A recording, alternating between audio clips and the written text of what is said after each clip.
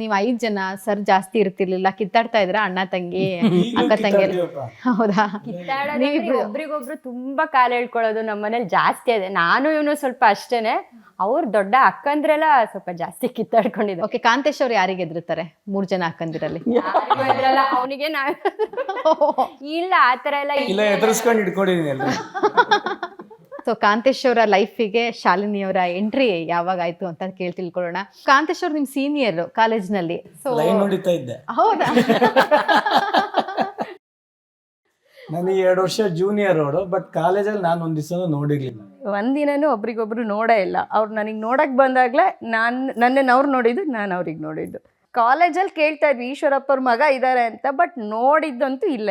So ದೊಡ್ಡ ಕುಟುಂಬ, ಒಬ್ಬರೇ ಸೊಸೆ ಅಂತಂದಾಗ ಜವಾಬ್ದಾರಿ ಕೂಡ ಅಷ್ಟೇ ಜಾಸ್ತಿ ಇರುತ್ತೆ. ಅದನ್ನ ಹೇಗೆ ನಿಭಾಯಿಸ್ಕೊಂಡು ಹೋಗ್ತಾ ಇದ್ದೀರಾ? ನನಗೆ ಸೊಸೆ ಅಂತ ಅನ್ಸ್ಲೇ ಇಲ್ಲ. ಇಲ್ಲಿ ಬಂದಮೇಲೆ 4 ಜನ ಜೊತೆ ನಾನು ಒಬ್ಳಾಗಿ 5ನೇ ಮಗಳಾದೆ ಅವ್ರಿಗೆ ಅಷ್ಟೇ. ನಾನು ಸೊಸೆ ಮಗಳು ಅಂತ ನಮ್ಮಲ್ಲಿ ಡಿಫ್ರೆನ್ಸೇ ಇಲ್ಲ.